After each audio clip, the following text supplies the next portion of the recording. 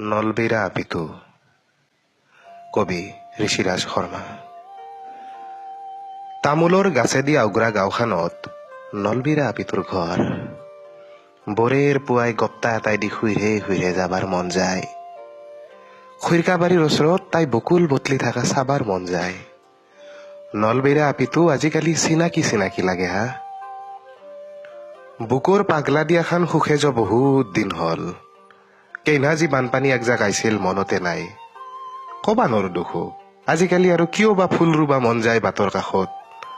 বকুল গাছেদি ভৰে দিবা মন যায় সুখে চচ্চৈৰা অন্তৰ খান। নলবেইৰা আপিটোৰ চকু দুটাত মিঠা মিঠা বৈৰহানৰ চিটকেনি। নলবেইৰা আপিটো এখন আঘোণৰ পথাৰ।